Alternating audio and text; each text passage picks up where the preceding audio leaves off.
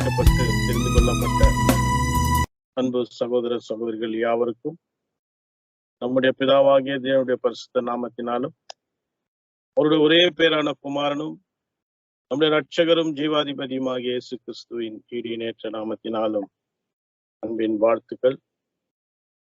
தேவன் தாமே நம் வாழ்நாளில் ஒரு நாளையும் தந்து ஜீவ சுக பலனை கூட்டி கொடுத்து காலை முதல் நேரம் வரை பாதுகாத்து பராமரித்து இந்த நாளையும் இப்பொழுது இந்த மாலை பொழுதிலே சகோதர சகோதரிகளாய் இந்த ஸ்கைப் மூலம் உடைய மகத்துவமான வார்த்தைகளை நாம் பகிர்ந்து கொள்ளும்படி தேவன் நம்மளை கூட்டி சேர்த்திருக்கிறார்.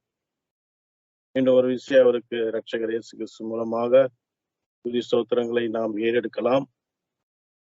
என்னையும் தெரிந்து கொண்டு இந்த சந்தர்ப்பத்தை கொடுத்த தேவனுக்கு கிறிஸ்து மூலமாக நன்றிகளை தெரிவித்துக் கொள்கிறேன். இன்றைக்கும் நாம் தெரிந்து கொண்ட பாடத்தின் தலைப்பானது ஈசாக்கின் பலி. ஈசாக்கின் பலி. நம்ம அநேக முறை இந்த பாடத்தை நம்ம படிச்சிருப்போம். நம்முடைய மூத்த சகோதரர்கள் மூலம் நிறைய முறை இந்த பாடத்தை நம்ம கேட்டிருக்கலாம், தியானிச்சிருக்கலாம். இருந்தாலும் இன்றைக்கும் இந்த பாடத்தின் மூலம் தேவன் நமக்கு என்ன வச்சிருக்கிறாரு, அதன் மூலம் நமக்கு என்ன நினைவூட்டுகிறாரு என்று கூட நாம ஒரு விஷயம் கூட நாம் பார்க்கலாம். நமக்கு நன்றாக தெரியும், ஈசாக்கின் பலி என்பது ஆண்டவராக இயேசு கிறிஸ்துவின் ஈடு பலிக்கு ஒரு நிழலாக, அது ஒரு பொருளாக இருக்குது, நிழலாக இருக்கிறது என்று நாம் பார்க்கிறோம். இப்போ ஈசாக்கின் பலி என்பது கிறிஸ்துவின் பலியை அது நமக்கு நினைப்பூட்டுவதாக நாம் பார்க்கிறோம். சகோதர சகோதரிகளே, இந்த தினத்திலும் அதை குறித்து கொஞ்ச நேரம் நம்ம பார்க்கலாம். ஆதாரமாக ஒரு வசனம் நாம் வாசிக்கலாம். ஆதியாகமும் 22 அதிகாரம் 4 வசனம். ஆதியாகமும் 22 அதிகாரம் 4 வசனம். ஆதியாகமும் 22 அதிகாரம் வசனம் 4. 3ஆம் நாளில் ஆபிரகாம் தன் கண்களை ஏறெடுத்து பார்த்தபோது தூரத்திலே அந்த இடத்தை கண்டான். அன்பு சகோதர சகோதரிகளே, 3ஆம் நாளில் ஆபிரகாம் தன் கண்களை ஏறெடுத்து பார்த்து தூரத்திலே, இந்த வார்த்தையை நம்ம கொஞ்சம் ஞாபகத்துல வச்சுக்கணும். 3ஆம் நாளிலே ஆபிரகாம் தன் கண்களை ஏறெடுத்து பார்த்து தூரத்திலே அந்த இடத்தை கண்டான் என்று நாம் பார்க்கிறோம். நமக்கு தெரியும் இந்த சம்பவம். தேவனுடைய கட்டளையின்படி அவர் போறாரு, சொன்ன இடத்துக்கு போறாரு. 3 நாள் கழித்து அந்த இடத்தை ஆபிரகாம் பார்த்தாரு, கண்டு கொண்டான்னு பார்க்கும். அப்போ தேவனுடைய கட்டளையின்படி ஆபிரகாம் தன்னுடைய குமாரனாக ஈசாக்கை பலி செலுத்தின இந்த காரியம் கிறிஸ்துவின் பலியை அது ஒரு அடையாளப்படுத்துறதா நம்ம அநேக வசனங்கள் மூலம் நாம் படிச்சிருக்கிறோம். பாருங்க, இந்த ஆதியாகமும் 22 அதிகாரம் கூட ஆரம்பிக்கும் போது எப்படி ஆரம்பிக்குதுன்னா, தேவன் ஆபிரகாமை சோதித்தார் அப்படின்னு நம்ம பார்க்கிறோம். ஆபிரகாமுக்கு இது ஒரு கஷ்டமான நேரம், ஒரு கடுமையான சோதனையா கூட இருந்திருக்கலாம். ஏன்னா அவர் வாக்குத்தத்தத்தின்படி, ஆபிரகாமுக்கு தேவன் கொடுத்த வாக்குத்தத்தத்தின்படி நாம் பார்க்கும்போது 25 வருஷம் கழிச்சு அவருக்கு ஒரு குழந்தை வருது. ஒரு தவமிருந்து பெற்ற குழந்தை என்று கூட சொல்லலாம். அப்படி பெற்ற குழந்தைய சொல்றாருங்க, அவர் போய் பலி கொடுக்க சொல்லு. அப்போ அவங்க 25 வருஷமா காத்திருந்து அந்த பிள்ளைய ஒரு கானான் தேசத்துக்குள்ள அவங்க பிரவேசித்த போது தேவனுக்கு அந்த குழந்தைய கொடுக்கிறாரு பார்க்கிறோம். ஏன்னா அந்த குழந்தையின் மூலமா, அந்த பிள்ளையின் மூலமா தான், ஈசாக்கின் மூலமாக தான் வருங்காலத்துக்குரிய வாக்குத்தங்கள், அந்த கனவு, அவர்களுடைய எதிர்பார்ப்பு, அந்த ஆசீர்வாதங்கள் எல்லாமே நிறைவேறக்கூடிய ஒரு காரியமா இருக்குது. அப்ப இதெல்லாம் அவங்க அந்த குழந்தையின் மூலம் தான் எல்லாத்தையுமே எதிர்பார்த்துன்னு இருந்தாங்கன்னு பாக்குறோம், ஈசாக்கின் மூலமா. அப்படிப்பட்ட பாருங்க, அதுக்கு ஒரு வசனம் கூட வாசிக்கலாம். ஆதியாகமும் 12 அதிகாரம் 2 மற்றும் 3 வசனம்.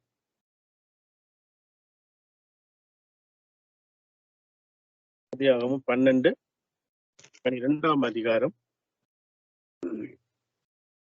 ஆதியாகமும் 12 அதிகாரம் வசனம் 2, 3. நான் உன்னை பெரிய ஜாதியாக்கி உன்னை ஆசீர்வதித்து உன் பேரை பெருமைப்படுத்துவேன். நீ ஆசீர்வாதமாயிருப்பாய்.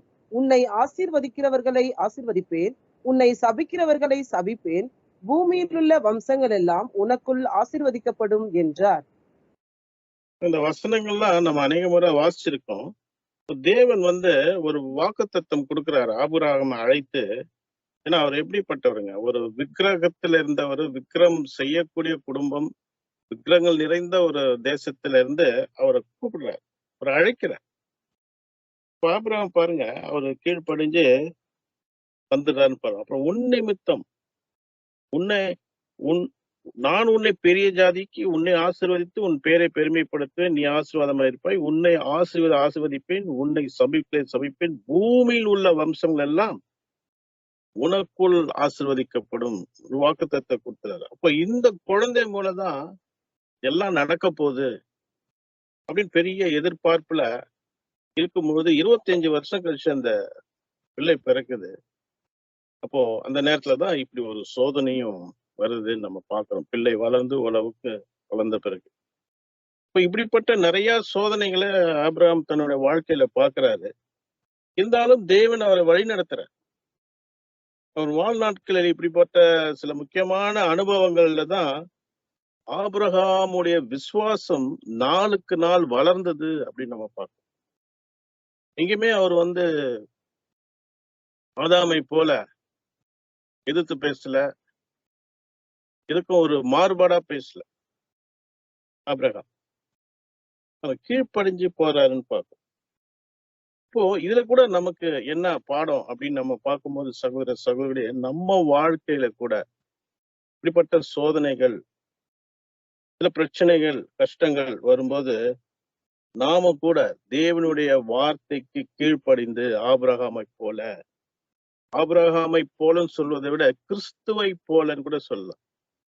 அவர் மரண பரியந்தம், சிலுவையின் மரண பரியந்தம் தம்மை தாமே தாழ்த்தி கீழ்ப்படிந்திருந்தான்னு நம்ம பார்க்கணும்.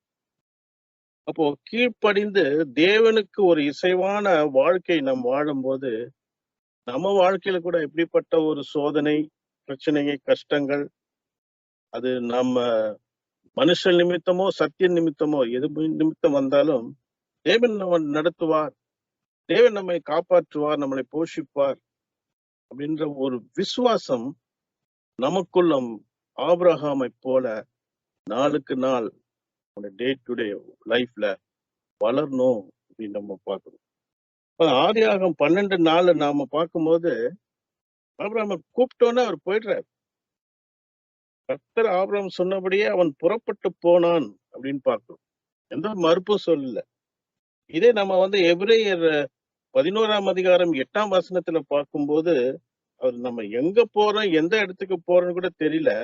ஆனா அவரு கீழ்ப்படிந்து என்ற ஒரு வார்த்தை இருக்கும் எபிரேயர் 11:8. கீழ்ப்படிந்து போனார் பார்க்கிறோம்.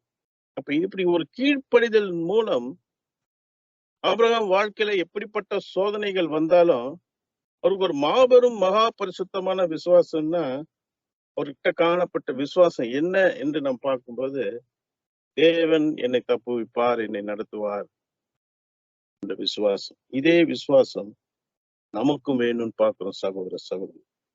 அப்போ ஒரு கீழ்ப்படிந்த வாழ்க்கை வாழும்போது நமக்கு எப்படிப்பட்ட ஒரு சோதனை வந்தாலும் தேவன் மேல உள்ள விசுவாசம் நாம ஒவ்வொரு நாளும் வளரணும் ஆபிரகாம் போலன்னு பார்க்கணும். இந்த மாதிரி ஒரு பெரிய சோதனை வருது ஆபிரகாம் வாழ்க்கையில, இந்த ஈசாக்கை பலி செலுத்தக்கூடிய ஒரு சோதனை. அப்போ அந்த நேரத்துல கூட ஆபிரகாம் உறுதியா இருந்தார் விசுவாசத்துன்னு பார்க்கிறோம் சகோதர சகோதரி. இப்போ ஆபிரகாம் நம்ம வாசிச்சோம் 3ஆம் நாளிலே என்ன வாசிச்சோங்க, தன் கண்களை ஏறெடுத்து பார்த்து தூரத்திலே அந்த இடத்தை பார்த்தாரு அப்படின்னு நம்ம பார்க்கணும். இப்போ தன்னுடைய குமாரனை பலி செலுத்த வேண்டிய அந்த இடத்துக்கு போறாரு, அவரை கூட்டுக்கிட்டு. அந்த இடம் பார்க்கும்போது அது ஒரு முக்கியமான இடம், தேவன் முன் குறிக்கப்பட்ட ஒரு இடம் நம்ம பார்க்கிறோம். வாசிக்கலாம் ஆதியாகமம் 22:2. ஆதியாகமம் 22ஆம் அதிகாரம் வசனம் 2. அப்பொழுது அவர், உன் புத்திரனும் உன் ஏகசுதனும் உன் நேசகுமாரனுமாகிய ஈசாக்கை நீ இப்பொழுது அழைத்து கொண்டு மோரியா தேசத்துக்கு போய் அங்கே நான் உனக்கு குறிக்கும் மலைகள் ஒன்றின் மேல் அவனை தகன பலியாக பலியிடு என்றார். பாருங்க, நான் உனக்கு குறிக்கும் இப்போது நீ அழைத்து கொண்டு போய் மோரியா தேசத்துக்கு போய். இப்போ தேவனால் இது ஒரு முன் குறிக்கப்பட்ட ஒரு இடம். இந்த இடம் ஒரு முக்கியமான இடம் கூட சொல்லலாம். இந்த மோரியா அப்படின்னு சொல்லும் போது பாருங்க, ஈப்ருல இதற்கு என்ன அர்த்தம் கொடுக்கப்பட்டிருக்குன்னா, நீர் என்னை காண்கிற தேவன். ஈப்ருல மோரியா அப்படின்னு பார்க்கும்போது நீர் என்னை காண்கிற தேவன் என்ற அர்த்தம். ஒரு தேசத்தை மட்டும் சொல்ல, அந்த தேசத்துல உள்ள ஒரு மலையும், தான் முன் குறிக்கப்பட்ட அந்த மலையும் அவர் குறிப்பிடுகிறார் தேவன். ஏன்னா ஒரு விசேஷமான இடம் பிற்காலத்துல இது. ஒரு சரித்திரம் வாய்ந்த இடம் கூட சொல்லலாம் அந்த மோரியா தேசம். பாருங்க, அப்போ பிற்காலத்துல இந்த இடம் தேவனுடைய ஆலயம் கட்டப்படுகிறது. தேவனுடைய ஆலயம் கட்டப்பட அந்த இடம் பயன்படுத்தப்படுகிறது. அதற்கு பின் நம்ம ஆண்டவராக இயேசு கிறிஸ்துவை அடையாளப்படுத்தும்படி அநேக நிழலான பலிகள் கூட அங்க செலுத்தப்பட்டது நம்ம பார்க்கணும். கிட்டத்தட்ட ஒரு 8 நூற்றாண்டுகளுக்கு பின் சாலமன் ராஜா அந்த இடத்துல ஆலயத்தை கட்டினார் என்று கூட பார்க்கிறோம். இந்த இடம் எப்படி தெரிந்து கொள்ளப்பட்டது அப்படின்னு நம்ம வாசிக்கும் போது வாசிக்கலாம். 2 நாளாகமும் 3:1. 2 நாளாகமும் 3ஆம் அதிகாரம் 1ஆம் வசனம். 2 நாளாகமும் 3ஆம் அதிகாரம் பிரதர் வசனம் பிரதர். முதல் வசனம் சிஸ்டர். பின்பு சாலமோன் எருசலேமிலே தன் தகப்பனாகிய தாவீதுக்கு காண்பிக்கப்பட்ட மோரியா என்னும் மலையில் எபூசியனாகிய ஓர்னானின் களம் என்னும் தாவீது குறித்து வைத்த ஸ்தலத்திலே கர்த்தருடைய ஆலயத்தை கட்ட துவங்கினான். எங்கதான் இந்த மோரியா, இந்த தேசத்துலதான், அந்த மலையில தான் அவரு சாலமன் கூட ஆலயத்தை கட்டினாருன்னு நம்ம பார்க்கணும். அதற்கு பின்பு நம்ம பார்க்கும்போது கிட்டத்தட்ட ஒரு 1000 வருஷங்களுக்கு பின்பு எந்த இடத்துல, அதே இடத்துல சாலமன் ஆலயத்தை கட்டின அந்த எந்த அளவுக்கு கட்டினாரோ அதே உயரத்துக்கு நம்ம ஆண்டவராக இயேசு கிறிஸ்து அது ஒரு சிலுவையில மரித்தாரு அப்படின்னு பார்க்கிறோம் சகோதரர். அப்ப இந்த மோரியா என்று சொல்லும் போது ஒரு முக்கியமான ஒரு ஸ்தலமா இருக்குது. அந்த மோரியா மலை ஒரு முக்கியமான இடம், ஒரு சரித்திரம் வாய்ந்த இடமா இருக்கு. அந்த இடத்துக்கு தான் இவர் போய் பலி கொடுக்க போறாருன்னு பார்க்கணும். முக்கியமா பார்க்கலாம். பாருங்க, அதுல மீண்டும் வாசிக்கலாம். ஆதியாகமம் 22ஆம் அதிகாரம் 4ஆம் வசனத்துல, 3ஆம் நாளில் ஆபிரகாம் தன் கண்களை ஏறெடுத்து பார்த்து தூரத்திலே அந்த இடத்தை கண்டார் அப்படின்னு நம்ம பார்க்கும்போது, 3ஆம் நாளிலே ஆபிரகாம் அந்த இடத்தை எப்படி கண்டார்? அந்த கண்களை ஏறெடுத்து பார்த்து தூரத்திலே அந்த இடத்தை கண்டார். எப்படி பார்த்திருப்பார் ஆபிரகாம் என்று நம்ம பார்க்கும்போது சகோதர சகோதரிகளே, பாருங்க, அவருடைய விசுவாச கண்ல பார்த்திருக்கார். எப்படி பார்த்திருக்காருன்னா, அதாவது தூரத்திலே என்ற காரியம் ஆபிரகாம் தன்னுடைய விசுவாசத்தினால, தன்னுடைய விசுவாச மனக்கண்களால இயேசு கிறிஸ்து இந்த மலையில இந்த ஒட்டுமொத்த உலக பாவங்களுக்காக மரிப்பார் என்பதை தான் அவர் பார்த்திருப்பார். தூரத்திலே 3ஆம் நாள். 3ஆம் நாள் என்று சொல்லும் போது சகோதர சகோதரி, நம்ம அநேக காரியங்கள் வேதத்துல இருக்கு. 3ஆம் நாள்னும் போது 3 உலகங்கள், 3 வழிகள், யோனா மீனின் வயிற்றிலே 3 நாள், 3ஆம் நாள் இயேசு கிறிஸ்து உயிர்த்தெழுந்தது, இப்படி அநேக காரியங்கள் இருக்கும்போது இருக்குது. ஆனா பாருங்க, 3ஆம் நாளிலே தூரத்திலே அப்படின்னு சொல்லும் போது இதைதான் பார்த்திருக்கிறார் ஆபிரகாம். தன்னுடைய விசுவாச மனக்கண்களால இயேசு கிறிஸ்து ஒத்துமொட்ட இந்த உலக பாவங்களுக்காக இந்த மலையிலே அவர் மரிப்பாரு அப்படின்னு. இதுதான் இயேசு கிறிஸ்து கூட நம்முடைய முதலாம் வருகையில இந்த பூமியில இருக்கும்போது என்ன சொல்லுவார்னா, பாருங்க வாசிக்கலாம் ஒரு வசனம். யோவான் 8ஆம் அதிகாரம் 56ஆம் வசனம். யோவான் 8ஆம் அதிகாரம் வசனம் 56.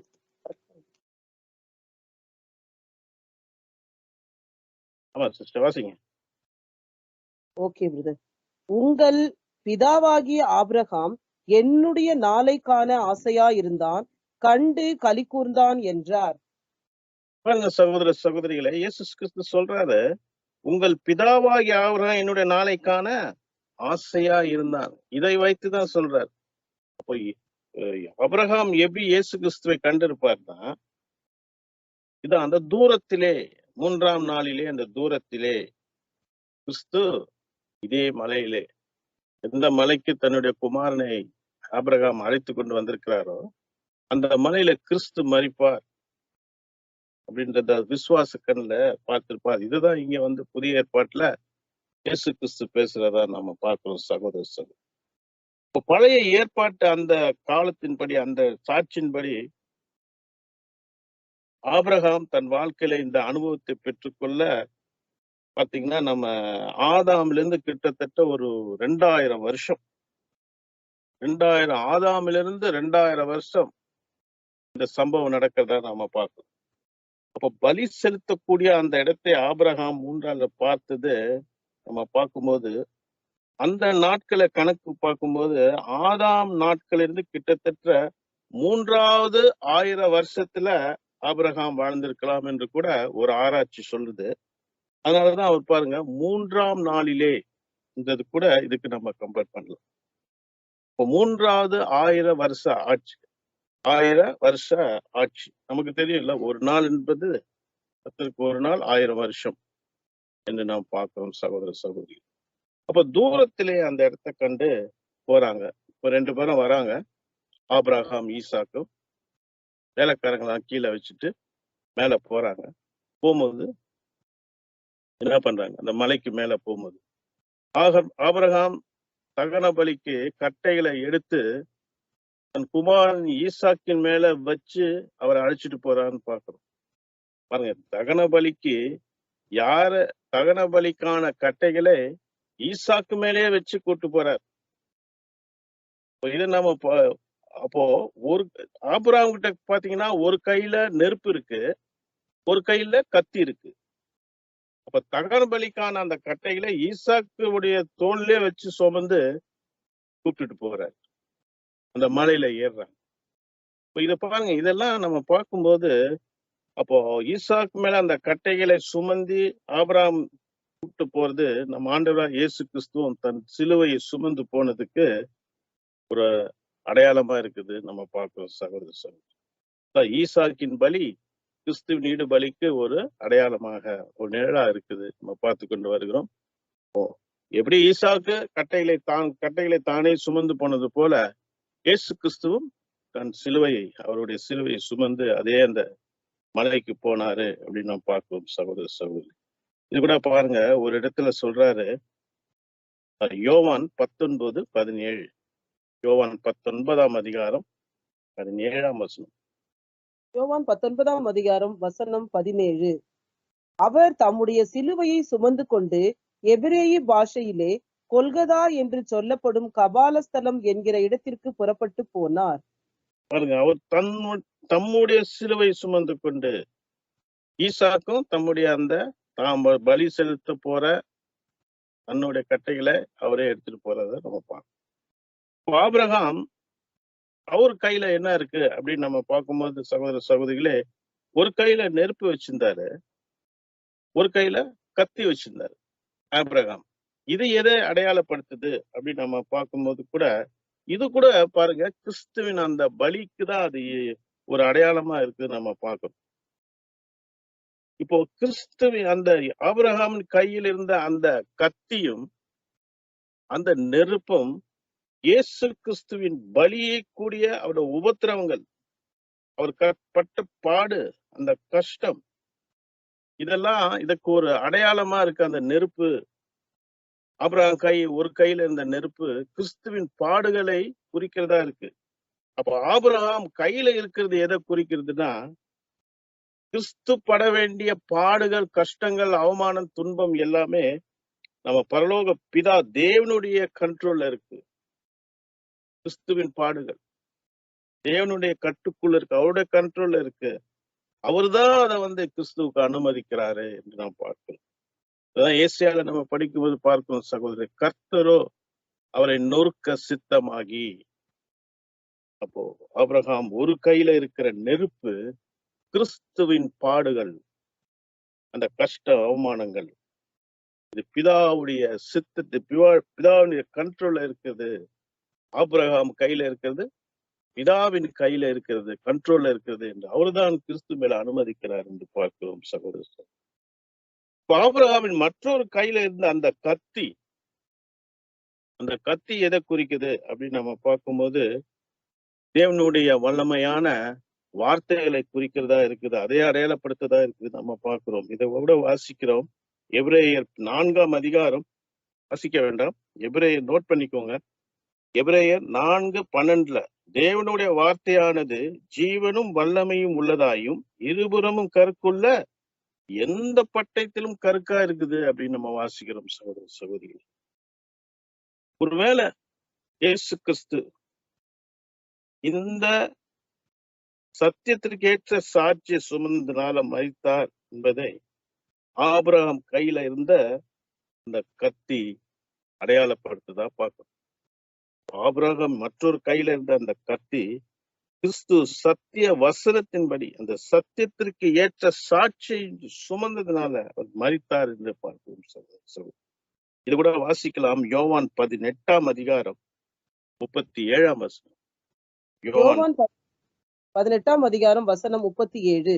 அப்பொழுது பிலாத்து அவரை நோக்கி, அப்படியானால் நீ ராஜாவோ என்றான். இயேசு பிரதியுத்தரமாக, நீர் சொல்லுகிறபடி நான் ராஜாதான். சத்தியத்தை குறித்து சாட்சி கொடுக்க நான் பிறந்தேன். இதற்காகவே இந்த உலகத்திற்கு வந்தேன். சத்தியவான் எவனும் என் சத்தம் கேட்கிறான் என்றார். பாருங்க சகோதர சகோதரி, அப்ப சத்தியத்திற்கு அந்த சாட்சியாக அவர் மரித்தார் என்று பார்க்கிறோம் சகோதர சகோதரி. பாருங்க, இதுக்கப்புறம் 2 பேரும் மலை மேல வந்துட்டாங்க. அந்த கட்டையெல்லாம் அடிக்கிட்டாங்க. ஈசாக்க பலி கொடுக்கறதுக்கு அந்த பலிக்கு ரெடி பண்றாரு ஆபிரகாம் தன்னுடைய குமாரனை. அப்பொழுது பாருங்க, அந்த கட்டையெல்லாம் அடிக்கிட்டு அவர் கேட்கிறாரு, ஈசாக்கு கேட்கிறாரு, தகப்பனை பார்த்து என்ன கேட்கிறான்னா, தகன பலிக்கு ஆட்டுக்குட்டி எங்கே அப்படின்னு கேட்கிறாரு. அதுக்கு ஆபிரகாம் என்ன சொல்றாரு, என் மகனே, தேவன் நமக்கு தகன பலிக்கான ஆட்டுக்குட்டியை பார்த்து கொள்வார். ஆதியாகமம் 22:8 நம்ம பார்க்கிறோம். ஆட்டுக்குட்டி எங்கே?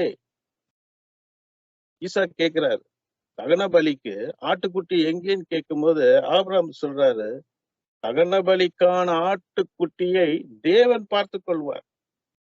பாருங்க, இது என்ன ஒரு அடையாளமா சொல்றான்னு பார்க்கும்போது, அது போலதான் தகன பலிக்கு ஆட்டுக்குட்டியை தேவன் பார்த்து கொள்வார். இதைதான் நம்ம பார்க்கிறோம். தேவன் நமக்கு இயேசு கிறிஸ்துவை கொடுத்தார். நம்முடைய மீறுதல் பாவங்களுக்காக, இந்த ஒட்டுமொத்த உலகங்களுக்காக இயேசு கிறிஸ்துவை பலியாக கொடுத்தாரு தேவன். நம்ம பார்க்கிறோம். அவர் பார்த்துட்டார். தகன பலிக்கான ஆட்டுக்குட்டியை தேவன் பார்த்து கொள்வார். இததான் யோவான் சொல்லும் போது கூட சொல்லுவாரு.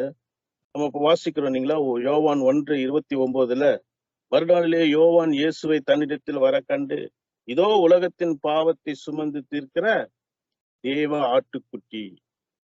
எவ்வளவு மேட்சிங்கா வருது. எப்படி ஒரு திட்டம், தேவனுடைய திட்டம். இதுதான் யோவான் சொல்வார், இதோ உலகத்தின் பாவத்தை சுமந்திருக்கிற தேவ ஆட்டுக்குட்டி.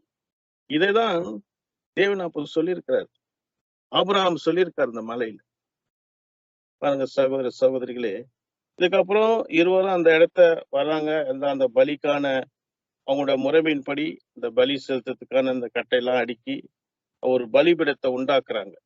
இதெல்லாம் அவங்க ஒரு பலி செலுத்தணும், ஒரு பலிபீடத்தை கட்டணும். ஆனா இங்க பலிபீடத்தை கட்டல, ஒரு பலிபீடத்தை உண்டாக்குறாங்க.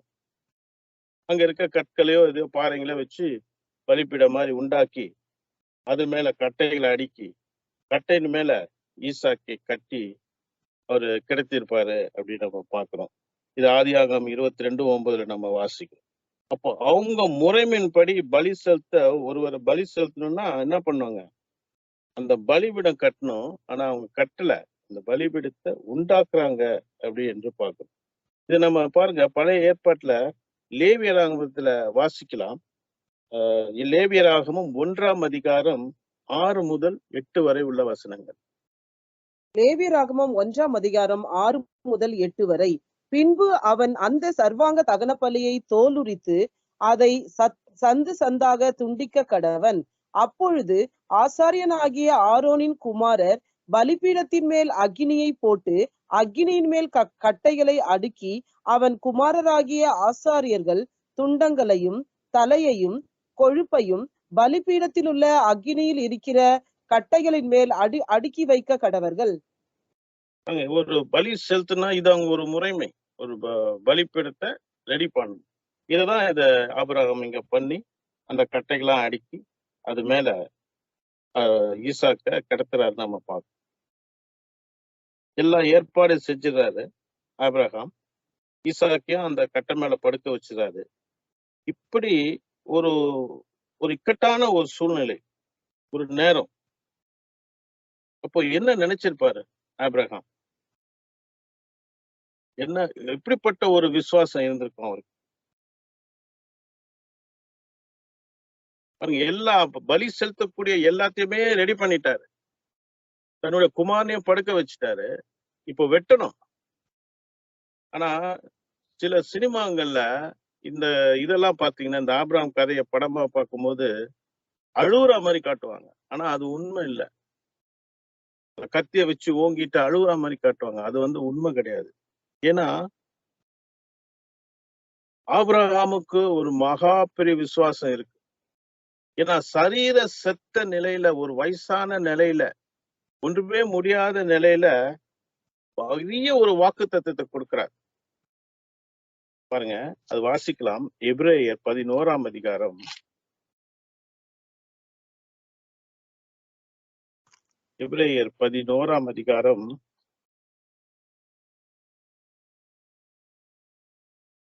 18ஆம் வசனம். எபிரேயர் 11 வசனம் 18. ஈசாக்கினிடத்தில் உன் சந்ததி விளங்கும் என்று அவனோடே சொல்லப்பட்டிருந்ததே. இப்படிப்பட்ட வாக்குத்தத்தங்களை பெற்றவன் மரித்தோரில் இருந்து எழுப்ப தேவன் வல்லவராய் இருக்கிறார் என்று எண்ணி இததாங்க விசுவாசிச்சிருப்பாரு ஆபிரகாம். சரீர செத்த நிலையில வாக்குத்தத்தத்தை கொடுக்கிறாரு. உனக்கு ஒரு குமாரனை கொடுப்பேன் ஏற்ற காலத்துல, அவர் மூலியமா தான் சந்ததி வரும். ஈசாக்கினிடத்தில் உன் சந்ததி விளங்கும் என்று அவனோடு சொல்லப்பட்டிருந்ததே. இப்படிப்பட்ட வாக்குத்தத்தங்களை பெற்றவர் தான் ஆபிரகாம் என்று பார்க்கிறோம். இந்த நம்பிக்கையில தான் அவர் வெட்டவே துணிஞ்சிருப்பார். அப்போ பாருங்க என்ன ஒண்ணு நடக்குது.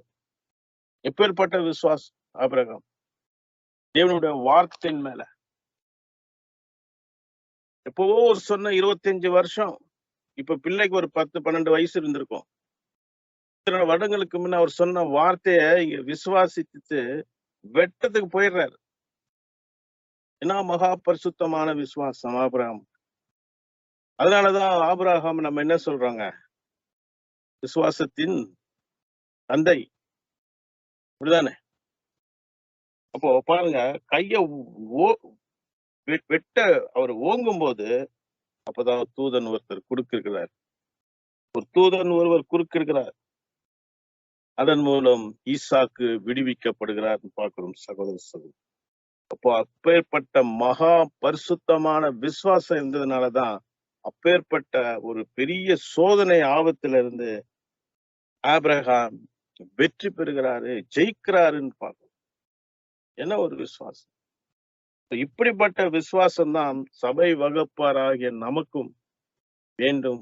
அந்த விசுவாசம் அந்த விசுவாசத்தில் நாளுக்கு நாள் நாம் வளர வேண்டும். தேவனுடைய வார்த்தை பொய் உரையாத தேவன், மனமாறாத தேவன், வாக்கு மாறாத கர்த்தன் படிக்கிறோம். அவர் கொடுக்கிற அந்த வார்த்தையிலே ஒரு விசுவாசத்துல எந்த சோதனை பிரச்சனை வந்தாலும் அவர் நம்ம விடுவிப்பார், காப்பாற்றுவார் என்று தப்புவிப்பார். ஒரு விசுவாசம் நமக்கு வேண்டும் என்று பார்க்கிறோம் சகோதர சகோதரி. பாருங்க, இதுக்கப்புறம் இந்த சம்பவத்துக்கு அப்புறம் நமக்கு தெரியும் அப்படி மகா பரிசுத்தமான விசுவாசம் சபை வகுப்பாரை நமக்கு வேணும். நம்ம அதுல இருந்து விடுவிக்கப்படுவோம். எப்படிப்பட்ட சூழ்நிலை பார்க்கிறோம். இப்போ ஆபிரகாம் ஜெயிச்சது போல அந்த சோதனையில இருந்து தேவன் நமக்கும் மனப்பூர்வமான சில வெற்றிகளை கொடுப்பார். நமக்கு அப்படிப்பட்ட ஒரு விசுவாசம் இருக்குது பார்க்கும். இந்த சம்பவத்துல ஒரு காரியம் நம்ம கவனிக்கணும் சகோதர சகோதரிகளே. அப்போ இந்த பலியில் இருந்து ஈசாக்கு விடுவிக்கப்படுகிறார் இல்லைங்களா? இப்போ ஈசாக்கு விடுவிக்கப்படுகிறார். ஈசாக்கின் பலி கிறிஸ்துவின் ஈடுபலிக்கு ஒரு நிழல் சொல்லும் போது அப்ப இங்க ஈசாக்கு விடுவிக்கப்படுகிறார். ஆனா இயேசு கிறிஸ்து அதே போல விடுவிக்கப்படணும்ல. நியாயப்பிரமாணத்தை அவர் நிறைவேற்றினால இப்போ நித்திய ஜீவனை பெற்றுக்கொண்ட இயேசு கிறிஸ்து பாருங்க, அப்ப அவருக்கு மரணம் இல்லை. ஆனா அவர் மரிக்கிறார். எப்படி பார்க்கும்போது பாருங்க, தேவனுடைய நீதியை நிறைவேற்ற நம்ம ஆண்டவராக இயேசு கிறிஸ்து கல்வாரியில் மரிக்க வேண்டிய ஒரு கட்டாயம் இருந்தது. அவர் நியாயப்பிரமாணத்தை முழுமையா நிறைவேற்றி நித்திய தேவனை பெற்றிருந்தாலும் தேவனுடைய கீழ்ப்படிதல் நிமித்தம் தேவனுடைய நீதியை நிறைவேற்றணும். அதற்காக அவர் மரணத்தை ருசி பார்த்தான் பார்க்கும். கிறிஸ்து அந்த மரணத்திலிருந்து அவர் விடுவிக்கப்படல. பாருங்க, நியாயப்பிரமாணத்தை நிறைவேற்ற ஒருத்தருக்கு மரணம் இல்லை. ஆனா கிறிஸ்து மரணத்தை ருசி பார்த்தார். தேவனுடைய நீதியை நிறைவேற்ற தேவனுடைய திட்டத்தை இந்த மனு குலத்துக்காக அப்படி என்று பார்க்கிறோம் சகோதர சகோதரி. வாசிக்கலாம். எபிரேயர் 2 அதிகாரம் 9 எபிரேயர் 2:9. எபிரேயர் 2 அதிகாரம் வசனம் 9. என்றாலும் தேவனுடைய கிருபையினால் ஒவ்வொருவருக்காகவும் மரணத்தை ருசி பார்க்கும் படிக்கு தேவ தூதரிலும் சற்று சிறியவராக இருக்கப்பட்டிருந்த இயேசு மரணத்தை உத்தரித்ததின் நிமித்தம் மகிமையினாலும் கனத்தினாலும் முடிசூட்டப்பட்டதை காண்கிறோம். தேவ தூதரிலும் சற்று சிறியவராக்கப்பட்டிருந்த இயேசு மரணத்தை உத்தரித்த நிமித்தம் மகிமையினாலும் கனத்தினாலும் முடிசூட்டப்பட்டதை காண்கிறோம். பாருங்க, தேவனுடைய திட்டத்தை நிறைவேற்ற, தன்னுடைய அந்த நீதியை நிறைவேற்ற அவர் மரணத்தை ருசி பார்க்க வேண்டியதா இருந்ததுன்னு பார்க்கிறோம் சகோதர சகோதரி. பாருங்க, அந்த கீழ்ப்படிதல், இந்த பலியை செலுத்துறார். பூமிக்கு வந்த நோக்கத்தை, அந்த திட்டத்தை, தேவனுடைய திட்டத்தை அவர் நிறைவேற்றார். ஏன்னா அவருக்கு நியாயப்பிரமாணம் நிறைவேற்ற மரணம் இல்லை. இருந்தாலும் ஈசாக்கை போல விடுவிக்கப்படல. ஆனா மரணத்தை அவர் ருசி பார்த்தாலும் தேவன் விட்டாரா? ஆயினும் 3ஆம் நாளில் இயேசுவை மரணத்திலிருந்து வெற்றிகரமாக உயிர்த்தெழுந்தார். தேவன் அவரை எழுப்பினார் என்று பார்க்கிறோம். பாருங்க, பலியை செலுத்திட்டாரு, தேவனுடைய திட்டத்தை நிறைவேற்றிட்டாரு. நம் பட்ட பாடுகளினால் கீழ்ப்படிதலை கற்றுக்கொண்டு அந்த கீழ்ப்படிதல் நிமித்தம் அந்த நீதியை நிறைவேற்றியதுனால பாருங்க, தேவன் கிறிஸ்துவை 3ஆம் நாளிலே பார்த்தோம் இல்லைங்களா, படிச்சோம். 3ஆம் நாளிலே உயிர்த்தெழுத்த எழுப்பினார் தேவன் பார்க்கணும். அப்போ நம்முடைய பரலோக தந்தை நம்மால் நேசிக்கப்பட்ட குமாரனை அந்த மரணத்திலிருந்து பெற்றுக்கொண்டார் நம்ம பார்க்கிறோம். இந்த சம்பவம் தான் ஈசாக்கை ஆபிரகாம் திரும்ப பெற்றுக்கொண்டதை ஒரு ஒரு சித்தரிப்பதாக இருக்குதா பார்க்கிறோம் சகோதர சகோதரி. வாசிக்கலாம். அதே எபிரேயர் 11 அதிகாரம் 17 முதல் 19 வரை உள்ள வசனங்கள். எபிரேயர் 11, 17 முதல் 19 வரை உள்ள வசனங்கள். Okay brother. எபிரேயர் 11ஆம் அதிகாரம் வசனம் 17 முதல் 19 வரை. மேலும் விசுவாசத்தினாலே ஆபிரகாம் தான் சோதிக்கப்பட்ட போது ஈசாக்கை பலியாக ஒப்பு கொடுத்தான். ஈசாக்கினிடத்தில் உன் சந்ததி விளங்கும் என்று அவனோடே சொல்லப்பட்டிருந்ததே. இப்படிப்பட்ட வாக்குத்தத்தங்களை பெற்றவன் மரித்தோரிலிருந்து எழும்ப தேவன் வல்லவராய் இருக்கிறார் என்று எண்ணி தனக்கு ஒரே பேரானவனையே பலியாக ஒப்பு கொடுத்தான். மரித்தோரிலிருந்து அவனை பாவனையாக திரும்பவும் பெற்றுக்கொண்டான். மரித்தோரிலிருந்து, ஆனா மரிச்சிட்டாரா? ஈசாக்கு மரிச்சாரா? ஈசாக்கு மரிக்கல. அப்படி ஒரு மரிக்கக்கூடிய நிலையில இருந்து அவரை பாவனையாக ஆபிரகாம் பெற்றுக்கொண்டார். இதுதான் ஈசாக்கின் பலி. கிறிஸ்துவின் பலியை நம்ம நிழல் என்று பார்க்கும்போது தேவன் அவரை எப்படி பெற்றினாருங்க? 3ஆம் நாளிலே அந்த மரணத்திலிருந்து அவர் பெற்று அவரை உயர்த்தி வச்சாரு. தம்முடைய பலியை அவர் நேர்த்தியாய் செய்ததுனால, அந்த நீதியை கிறிஸ்து நிறைவேற்றியதுனால தேவன் அவரை உயர்த்தி தமது வலது பாதத்தில் வச்சிருக்கிறார். நம்ம பார்க்கிறோம் சகோதர சகோதரர். ஆபிரகாமின் இந்த விசுவாசம், இப்படிப்பட்ட ஒரு விசுவாசம் தேவனுடைய பிள்ளைகளா நமக்கும் அந்த விசுவாசத்தை இருக்கணும். அந்த விசுவாசத்துல நாம உறுதியா இருக்கணும் என்று நம்மை நாமே ஆராயக்கூடியவர்களா இருக்கிறோம் சகோதர சகோதரர். பாருங்க, பவுல் ஒரு இடத்துல எழுதுறாரு. 2 தீமோத்தேயு 4:7 வாசிக்கலாம். 2 தீமோத்தேயு 4ஆம் அதிகாரம் 7ஆம் வசனம். 2 தீமோத்தேயு 4ஆம் அதிகாரம் வசனம் 7. நான் நல்ல போராட்டத்தை போராடினேன், ஓட்டத்தை முடித்தேன், விசுவாசத்தை காத்து கொண்டேன். நல்ல போராட்டத்தை போராடினேன், விசுவாசத்தை காத்து கொண்டேன். நல்ல போராட்டத்தை போராடினேன், ஓட்டத்தை முடித்தேன், விசுவாசத்தை காத்து கொண்டேன். இதான் ஆபிரகாமுடைய விசுவாசம். இவர் சொல்றாரு நல்ல போராட்டம். இப்ப நம்முடைய வாழ்க்கையில கூட நமக்கு பல தரப்புல போராட்ட பிரச்சனைகள் இருக்குன்னு நம்ம பார்க்க. போராட்டம் உண்டு நம்ம எபேசியர்ல படிக்கிறோம் 6:12. அப்படிப்பட்ட போராட்டங்கள், பிரச்சனைகள், சூழ்நிலைகள் வரும்போது எந்த வகையில வந்தாலும் விசுவாசத்துல நாம உறுதியா நிக்கணும். சபை வகுப்பார் என்று பார்க்கும் சகோதர சகோதரி பாருங்க, போராட்டம் உண்டு நமக்கு. ஜெனரலா ஆவிக்குரிய போராட்டம் உண்டு, பூமிக்குரிய போராட்டம், மாம்சத்தின் பிரகார போராட்டங்களும் உண்டு. போராட்டமே ஒரு பிரச்சனை, ஒரு கஷ்டமான ஒரு பொருள், அது கஷ்டமான ஒரு சூழ்நிலை. ஆனா பவுல் என்ன சொல்றாரு? நல்ல போராட்டம். போராட்டத்தை, கஷ்டத்தைய நல்ல போராட்டம் சொல்றாரு பவுல். இப்ப நல்ல போராட்டம்னா ஆவிக்குரிய காரியங்கள்ல வர போராட்டத்தை நம்ம ஜெமிக்கும் போது அதுதான் நமக்கு நல்ல போராட்டம். பூமிக்குரிய காரியங்களுக்கு போராது அது நல்ல போராட்டம் கிடையாது, அது கெட்ட போராட்டம். அது இந்த ஆவிக்குரிய போராட்டத்தை பத்தி தான் நீங்க சொல்றாரு. இது முதல் நீதியின் கிரீடம் எனக்கு வைக்கப்பட்டிருக்கிறது. என்ன ஒரு மாபெரும் விசுவாசம் பாருங்க.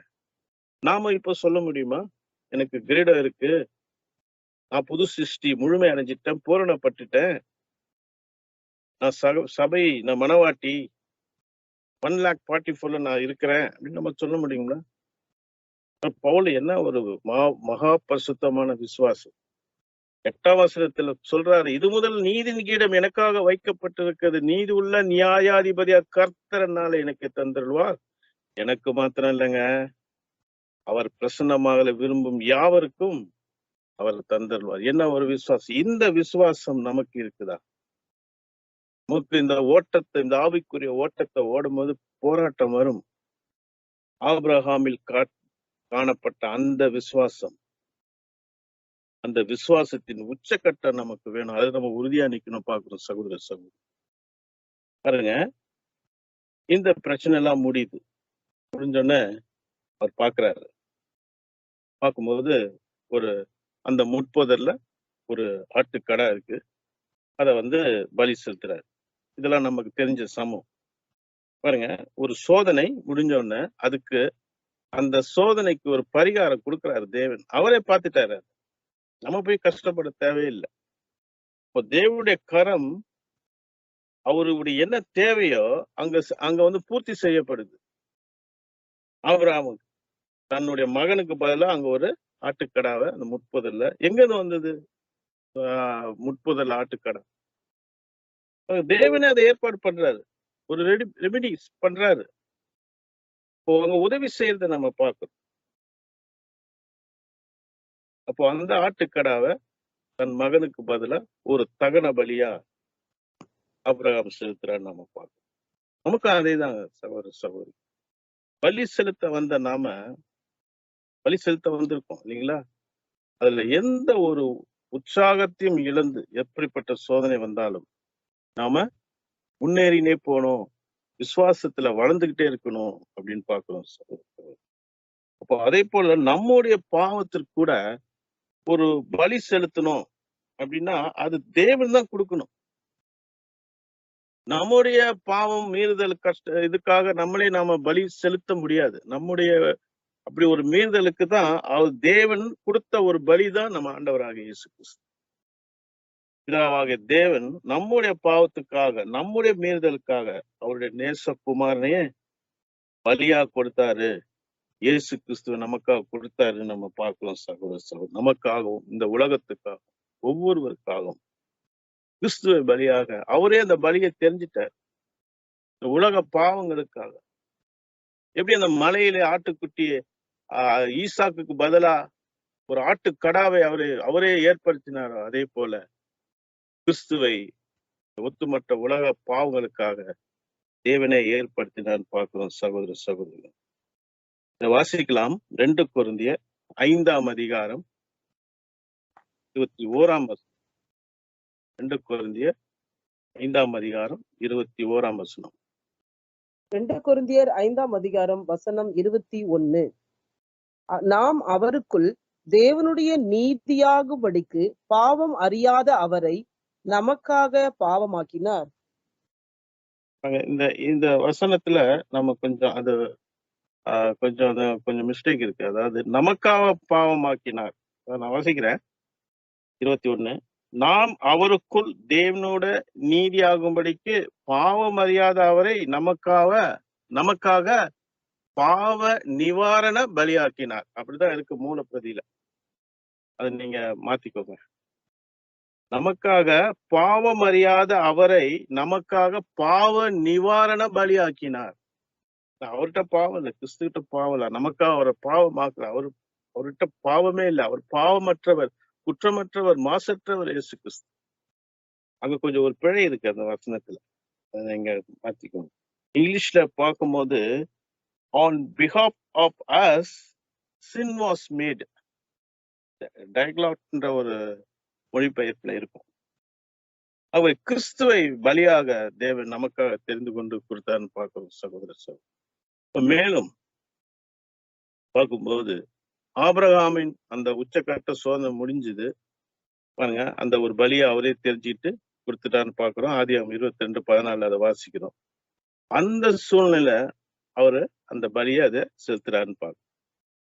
இப்போ இஸ்ரேல் ஜனங்களுக்கு கூட இந்த பலியை குறித்து நிறைய தேவன் பேசியிருக்கிறார்.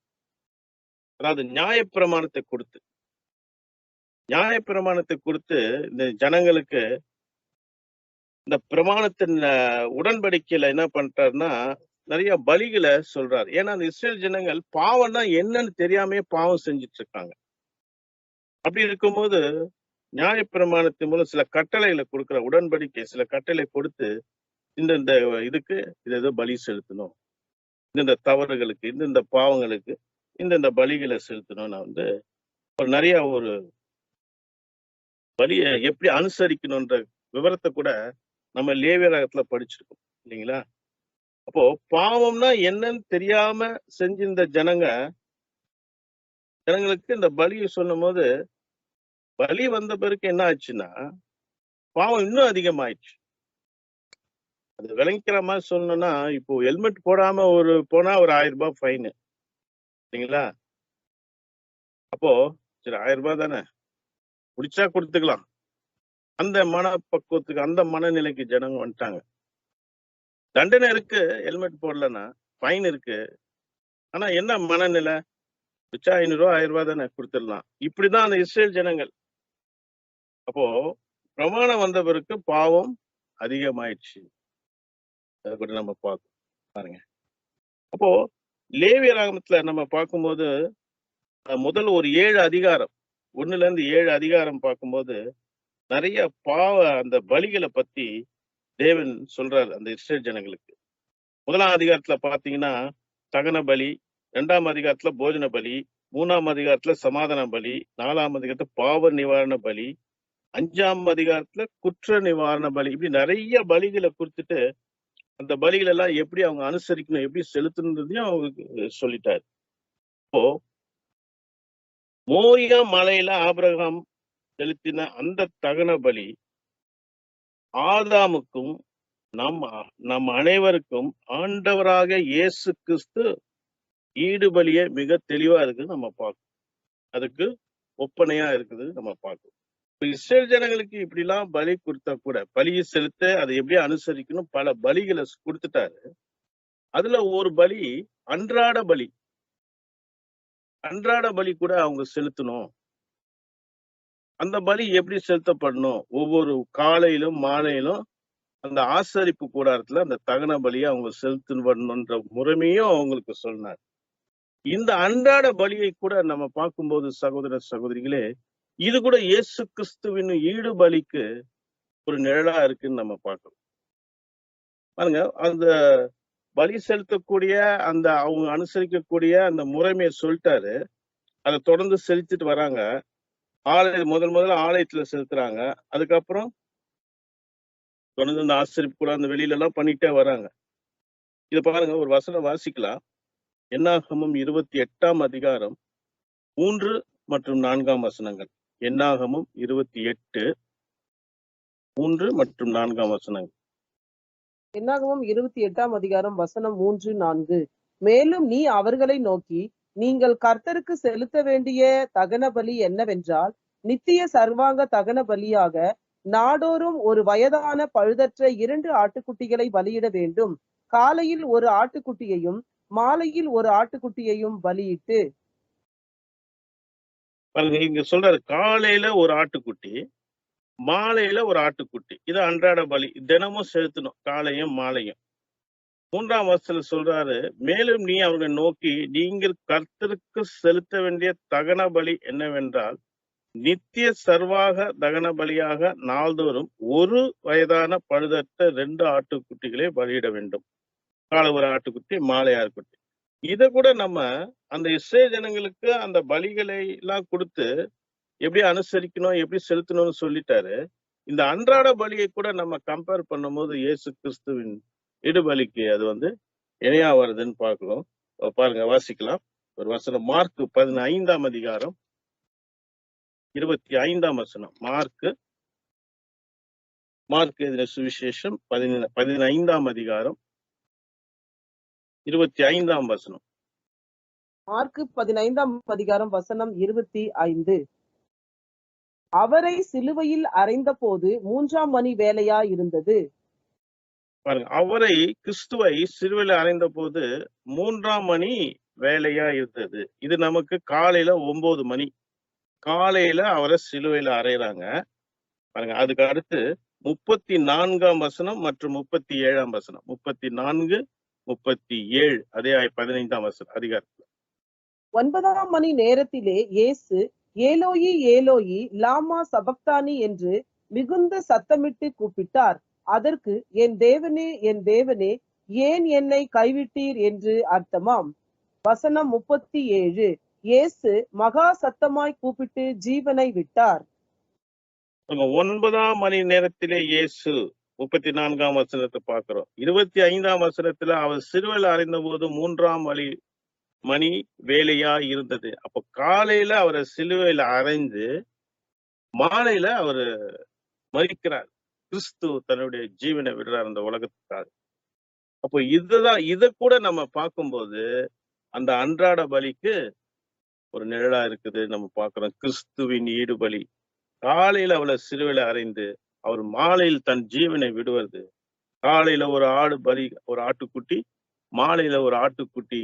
இந்த இஸ்ரேல் ஜனங்கள் அன்றாட பலி செலுத்த வேண்டும் என்றது என்னாகும் 28ல நம்ம படிச்சோம். எல்லாமே கிறிஸ்துவின் பலி, ஈசாக்கின் பலி, மற்ற பலிகளா கம்பேர் பண்ணும்போது எல்லாமே இயேசு கிறிஸ்துவுக்கு ஒரு நிழலா இருக்குன்னு நான் பார்க்கணும் சகோதர சகோதரி.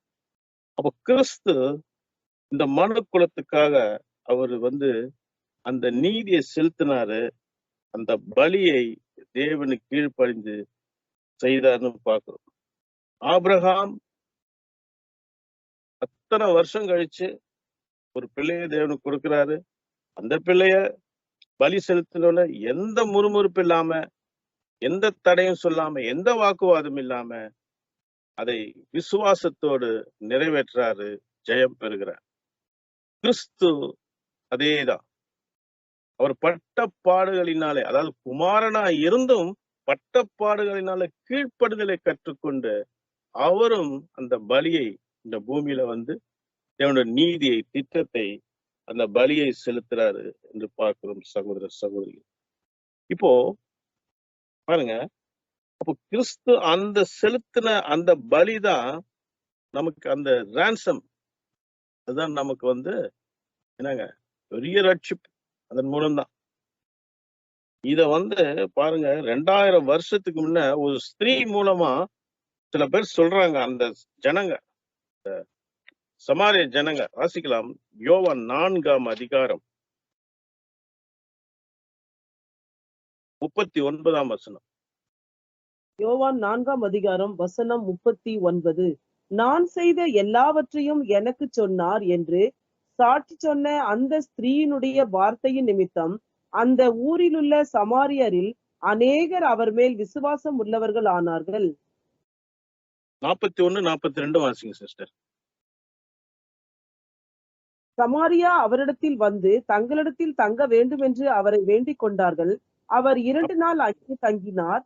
அப்பொழுது அவருடைய உபதேசத்தின் நிமித்தம் இன்னும் அநேகம் பேர் விசுவாசித்து அந்த ஸ்திரீயை நோக்கி, உன் சொல்லி நிமித்தம் அல்ல, அவருடைய உபதேசத்தை நாங்கள் கேட்டு அவர் மெய்யாய் கிறிஸ்துவாகிய உலக இரட்சகர் என்று அறிந்து விசுவாசிக்கிறோம் என்றார்கள். பாருங்க அன்பு சகோதர சகோதரி, 2000 வருஷத்துக்கு முன்னையே அவரை சாட்சியா சொல்லிட்டாங்க. மெய்யாகவே கிறிஸ்துவாகிய உலக ரட்சகர், அவர்தான் நம்ம உலகத்தை ரட்சித்தவர், அவராலே அன்றி வேறு ஒருவராலும் ரட்சிப்பு இல்லைன்னு அப்போஸ்தலர் 4:12 நம்ம பார்க்கிறோம் சகோதர சகோதரி. கிறிஸ்துவின் பலி பாருங்க, ஆபிரகாம் கீழ்ப்படி பலி செலுத்தினாரு. கிறிஸ்துவும் தேவனுக்கு கீழ்ப்படிந்து அந்த பலியை நிறைவேற்றினாரு நாம் பார்க்கிறோம் சகோதர சகோதரிகளே. இப்போ நமக்கு இந்த பரம அழைப்புக்கு பரிசுத்த சகோதரர்களாய், பங்குள்ளவர்களாய் நாம அழைக்கப்பட்டோம். நாம எப்படி பலி செலுத்திக் கொண்டிருக்கிறோம் இந்த கடைசி காலத்துல என்று நாமே ஆராயக்கூடியவர்களா இருக்கிறோம் சகோதர சகோதரி. பாருங்க, ரோமர் 12:1 நல்லா தெரிஞ்ச வசனம், பலமுறை வாசிச்ச வசனம். இந்த சத்தியத்துல நமக்கு சொல்லப்பட்ட ஒரு வசனம், நீங்கள் உங்கள் சரீரங்களை பரிசுத்தமும் தேவனுக்கு பிரியமுமான ஜீவ பலியாக ஒப்பு கொடுக்க வேண்டும் என்று. நாம எந்த அளவுக்கு ஜீவ பலியா நாம ஒப்பு கொடுக்கிறோம் சகோதர சகோதரி.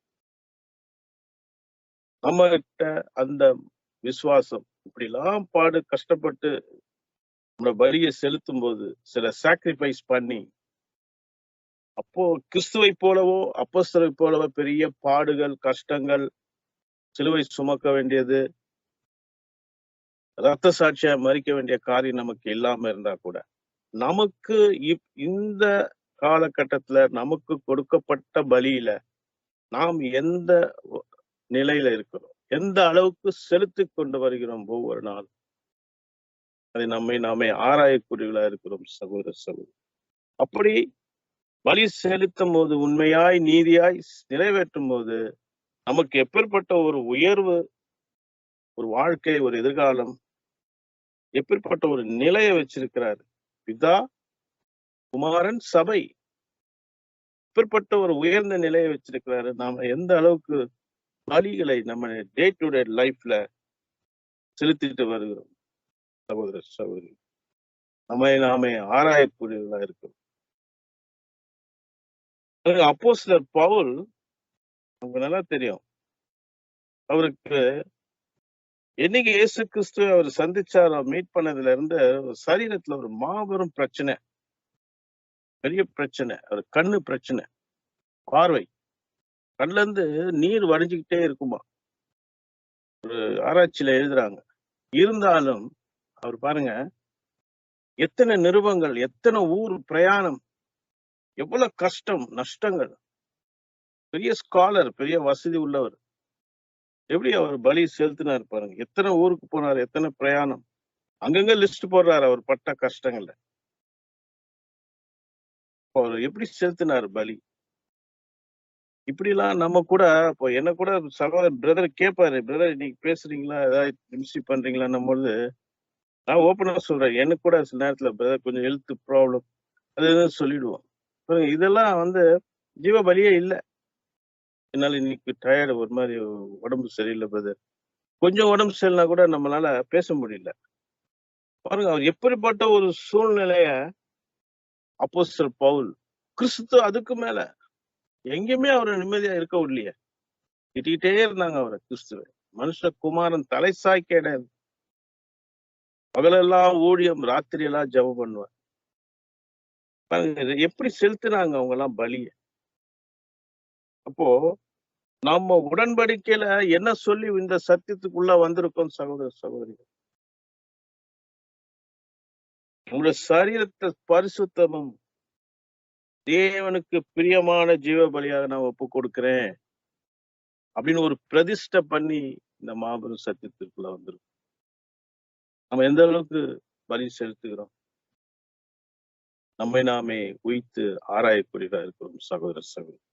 ஆகவே நம்முடைய அழைப்பையும் தெரிந்து கொள்ளுதலையும் நாம் அதுல ஜாக்கிரதையா இருந்து நாம் அழைக்கப்பட்ட நோக்கத்தையும், இந்த சத்தியத்திற்குள்ள வந்த நோக்கத்தையும், இந்த தேவன் நம்ம மேல் வைத்த திட்டத்தையும் நாம மிக ஜாக்கிரதை உள்ளவர்களாய் அதை நிறைவேற்ற வேண்டும், பூர்த்தி செய்ய வேண்டும். நம்முடைய பலிகளை நிறைவேற்ற வேண்டும்.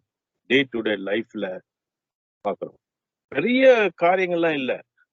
கிறிஸ்துவுக்கு ஒப்பான வாழ்க்கை, ஒப்பான குணலட்சணங்கள், நம்முடைய கேரக்டர், அதை நம்ம வாழ்க்கையில நம்ம மாற்றி, சுபாவங்களை மாற்றி ஒவ்வொரு நாளும் அதிகமான நேரத்தை சாக்ரிஃபைஸ் பண்றதுதான் தேவனோடு, குமாரனோடு சத்திய வசனங்களை தியானிப்பதன் மூலம் நேரத்தை செலவு பண்றதுதான் நமக்கு பலி.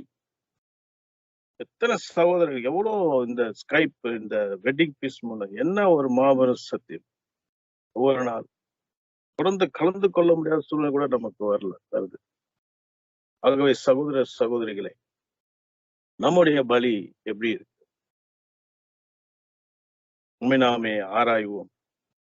தொடர்ந்து இந்த ஓட்டத்தை நாம், இந்த நல்ல போராட்டம் பவுல் சொல்வது, போராடி நம்ம ஓட்டத்தை ஓடுவோம். இந்த அசைவில்லா ராஜ்யத்தை சென்று அடைய ஒவ்வொரு நாளும் கிறிஸ்துவின் குணலட்சணங்களுக்கு மாறி தேவனுக்கு ஒப்பான வாழ்க்கை வாழ்ந்து அதே போல பெற்றுக்கொள்வோம். குருமோடு கேட்ட அனைத்து சகோதர சகோதரிகளும் என் நன்றிகளை தெரிவித்துக் கொண்டு நான்